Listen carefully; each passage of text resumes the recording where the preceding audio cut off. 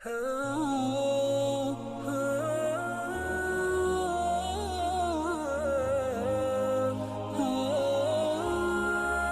جہاں سے افضل ہے گھرانہ حسین کا، نبیوں کا تاجدار ہے نانا حسین کا، بس ایک پل کی تھی حکومت یزید کی، صدیاں حسین کی ہے زمانہ حسین کا۔ انہی اشعار کے ساتھ میں دعوت خطاب دے رہا ہوں حضرت علامہ مولانا محمد اصغر جس کو۔ الحمد لله وكفى والسلام على عباده الذين اصطفى، أما بعد فأعوذ بالله من الشيطان الرجيم، بسم الله الرحمن الرحيم، والعصر إن الإنسان لفي خسر إلا الذين آمنوا وعملوا الصالحات وتواصوا بالحق وتواصوا بالصبر، صدق الله مولانا العظيم وبلغنا رسوله النبي القوي الأمين، ونحن على ذلك من الشاهدين والشاكرين والحمد لله رب العالمين۔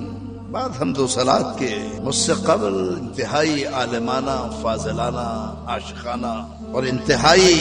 پر اثر خطاب فرما رہے تھے حضرت قبلہ علامہ مولانا عبدالغفار اویسی مقدس اللہ العلی۔ ان کا شمار ہمارے ان علماء میں ہوتا ہے جنہوں نے قائد اہل سنت حضرت علامہ شاہ احمد نورانی رحمت اللہ تعالی علیہ کے ساتھ ایک زندگی گزاری۔ میں نے ان کے جوانی کے وقت، میرے ایک دوست ہوتے تھے جمعیت العلماء پاکستان کے پرجوش کارکن ہوتے تھے وزیر رہبر صاحب، ان کے ساتھ جب یہ خطابت فرماتے تھے سٹی ریلوے اسٹیشن کی جامع مسجد میں، کئی مرتبہ ان کی دعوت پر وہاں حاضری دی۔ مولانا عبدالغفار اویسی صاحب، اللہ ان کی عمر کو دراز، اللہ ان کا سایہ اہل سنت و جماعت پر قادر، فالج کے باوجود ان کا علم آج بھی جوان ہے۔ بیماری نے ان کے علم کو بیمار نہیں کیا، بیماری نے ان کے لہجے کو علیل نہیں کیا، بیماری نے ان کی خطابت کے اس وقت کو مجھے یاد دلا دیا جب یہ کراچی کے ایک پرجوش مقرر کی حیثیت سے اسٹیج پر جلوہ افروز ہوا کرتے تھے۔ میں ان کی یہاں تشریف آوری کو اپنے لیے باعث سعادت اور عزت سے، اور ساتھ ہی ہمارے سندھ کے سادات کے سب میں بڑے گھرانے نورائی شریف کے سجادہ نشین رحمت مسجد بھیم پورا میں آج کل کے برادر مکرم خطیب رہے، میری مراد ہے پیر طریقت حضرت پیر سید منور شاہ صاحب جیلانی، جو بغداد معلیٰ سے، بغداد شریف سے بھی خلافت کا شرف رکھتے ہیں، اور وہ خلافت و نیابت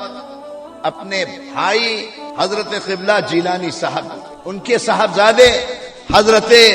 جیلانی صاحب کو بھی انہوں نے عطا کر دی، اور بے شمار کتابیں حضرت قبلہ جیلانی صاحب کی میں نے جو میرے پاس دیکھی، چونکہ میں بھی رحمت مسجد بھیم پورا میں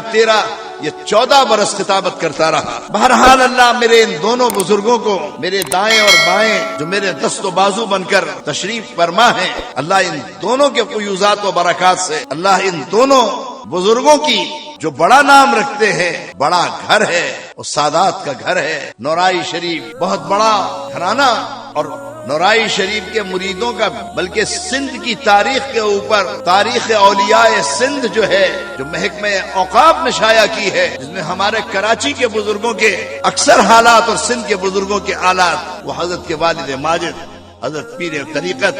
پیر سید منور شاہ صاحب جیلانی، اللہ ان کی عمر کو دراز فرمائے، ان پر بھی فالش کا اثر ہے، مگر میں جب بھی وہ موقع دیتے ہیں رحمت مسجد میں آج بھی جا کر جو ہے ان کی خدمت میں،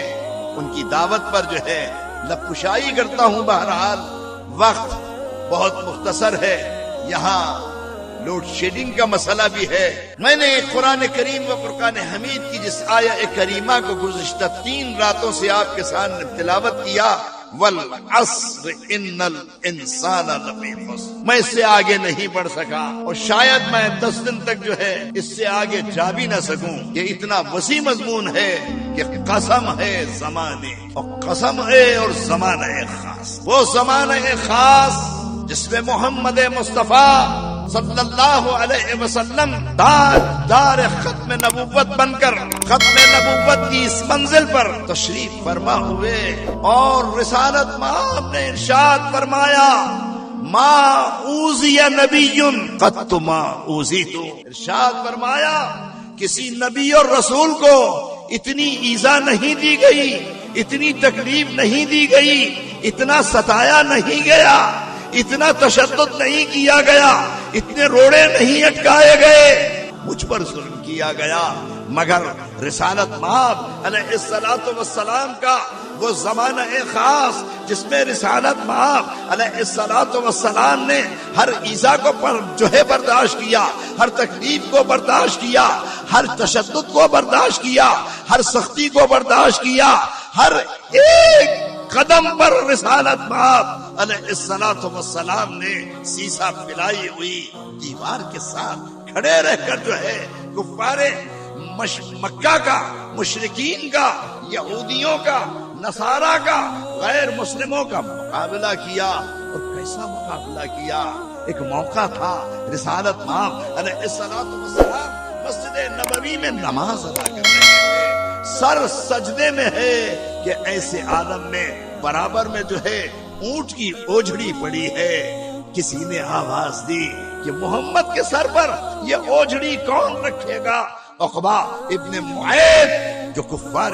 مکہ میں ایک انتہائی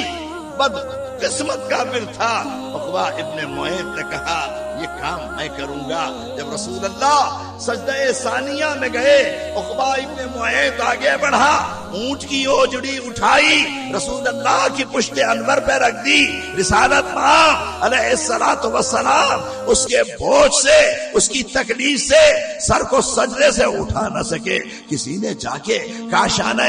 عالیہ میں سیدہ فاطمہ الزہرا سلام اللہ علیہا سے کہا کہ فاطمہ تیرا باپ سجدے میں ہے، تیرا باپ اللہ کی تسبیح پڑھ رہا ہے، تیرا باپ مسجد حرام کے اندر جو ہے سر پر سجدہ ہے. اور عقبہ ابن معیط نے جو ہے ان کے سر اقدس پر، ان کی پشت انور پر اونٹ کی اوجھڑی رکھ دی ہے. سیدہ فاطمہ الزہرا بیٹی تھی، لخت جگر تھی، نور نظر تھی، رسالت مآب کا اب جو ہے سب میں بڑا سرمایہ تھی. آگے بڑھی اور پڑھ کر تشریف لائی. حضرت سیدہ فاطمہ الزہرا نے ہاتھوں سے اوجھڑی کو پکڑا اور اوجھڑی کو اٹھا کر جو ہے ایک طرف رکھ دیا. رسالت مآب علیہ الصلوۃ والسلام نے سجدہ مکمل کیا اور سجدہ مکمل کرنے کے بعد ایک مرتبہ مڑ کر دیکھا تو کفار مکہ جن میں عقبہ ابن معیط تھا، ابو جہل ابن ہشام تھا، عتبہ ابن ربیعہ تھا، شیبہ ابن ربیعہ تھا، ولید تھا اور عمارہ ابن ولید تھا. یہ تمام ہنس رہے تھے، استہزاء کر رہے تھے. اور بخاری شریف کے الفاظ یہ ہے کہ ایک کافر دوسرے کافر پہ گرتا تھا، ایک کافر دوسرے کافر پر مذاق کرتے ہوئے جو ہے یہ کہتا تھا کہ آج محمد کو ہم نے کیسا سبق پڑھایا. یعنی ہنستے ہنستے مذاق کرتے کرتے جو ہے ایک دوسرے پہ گر رہے تھے اور گر کر جو ہے رسول اللہ کا مذاق اڑا رہے تھے. ایسے عالم میں بخاری کے الفاظ ہیں کہ پہلی مرتبہ رسالت مآب کے ہاتھ اٹھے. رسالت مآب نے اس سے پہلے کبھی بد دعا نہیں فرمائی. رسول اللہ نے اس سے قبل کبھی جو ہے کسی کو بد دعا نہیں دی، ہمیشہ دعا دی ہے. پتھر طائف میں پڑے ہیں تو دعا دی. اب حمالۃ الحطب نے کانٹے بچھائے ہیں تو دعا دی ہے. کسی نے گالی دی ہے تو دعا دی ہے، کسی نے بد دعا دی ہے تو دعا دی ہے، کسی نے تکلیف پہنچائی ہے تو دعا دی ہے، کسی نے آزار پہنچایا ہے تو دعا دی ہے. مگر ایسے عالم میں ایک مرتبہ ہاتھ اٹھتے ہیں اور ہاتھ اٹھا کر رسالت مآب دیکھتے ہیں اور دیکھ کر فرماتے ہیں اے پالنے والے ابو جہل ابن ہشام کو پکڑ، اے پالنے والے عقبہ ابن معیط کو پکڑ، اے پالنے والے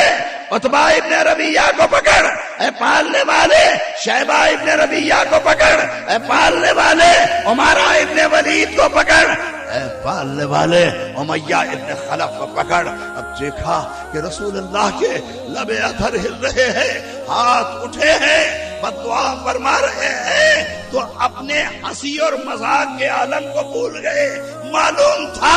کہ محمد مصطفیٰ کی بد دعا ہے، اس بد دعا کا اثر ہو کر یہ بد دعا ہمارا پیچھا کرے گی۔ اب اس بددعا کے نتیجے میں ہماری شامت آئی، اب بھول گئی، اور تاریخ نے بتایا کہ یہی عقبہ ابن معیط، یہی عتبہ ابن شیبہ،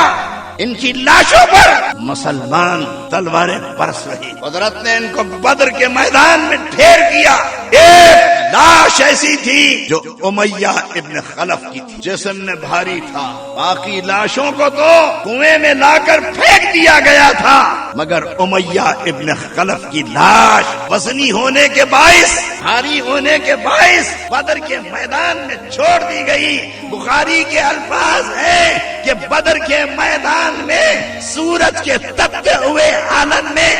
خاک و غبار پڑ کر جو ہے لاش کے ٹکڑے ٹکڑے ہو گئے، اور اللہ نے ان مشرکین کو اپنے انجام تک پہنچایا۔ رسول اللہ نے فرمایا ما اوذی نبی، کسی نبی کو اتنی ایذا نہیں دی گئی، کسی نبی کو اتنی تکلیف نہیں دی گئی، کسی نبی کو اتنا آزار نہیں پہنچایا گیا جتنا آزار اور جتنی تکلیف مجھے پہنچا۔ اگر میں ان واقعات کا تذکرہ کروں جو کفار مکہ نے،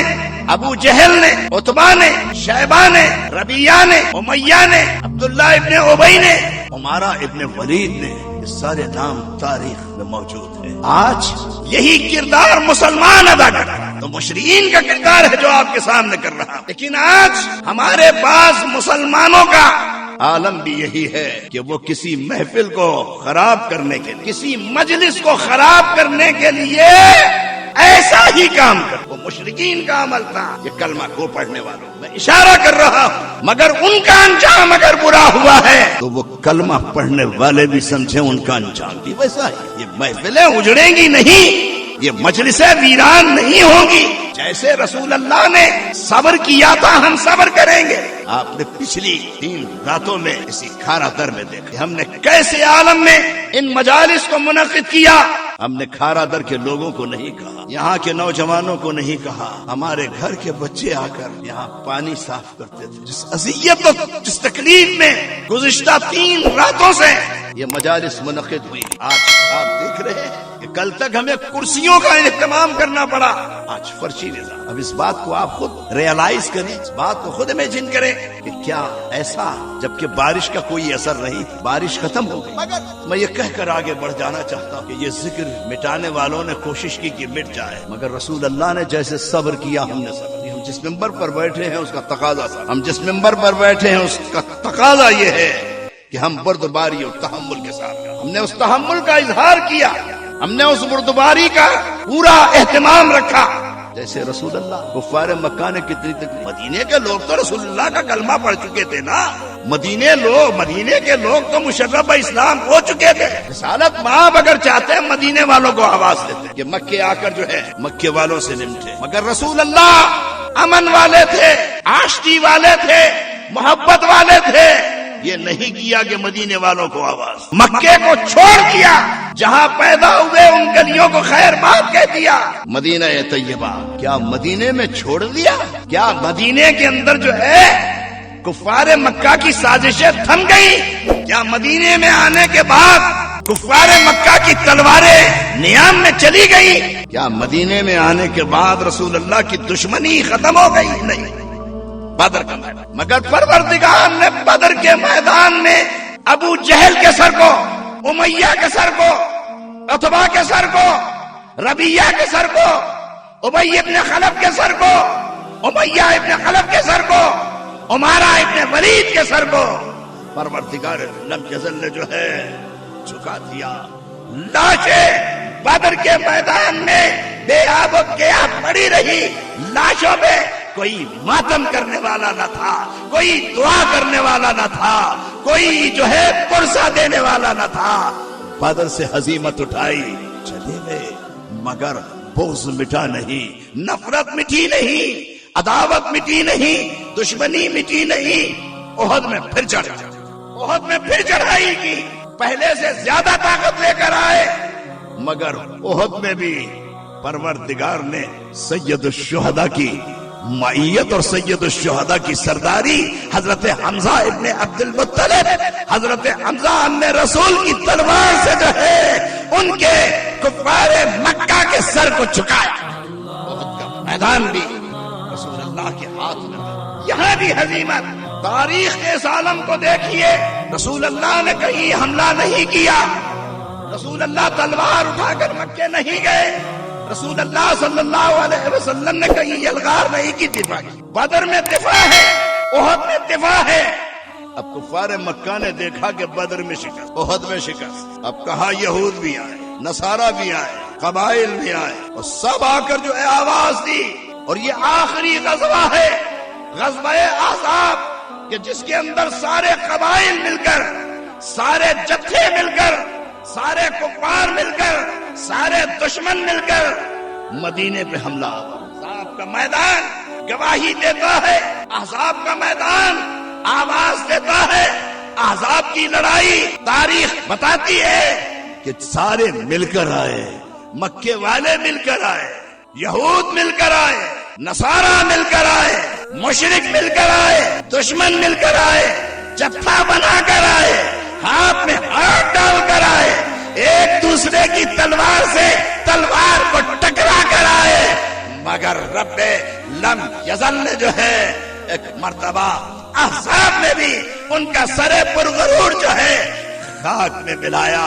اب کفار مکہ میں اتنی طاقت نہ تھی کہ لڑ لے، اب کفار مکہ ہزیمت پہ ہزیمت، بدر میں ہزیمت، احد میں ہزیمت، احزاب میں ہزیمت، ہر قدم پر شکست، ہر قدم پر سر نیچے، ہر قدم پر جو ہے ان کے غرور کا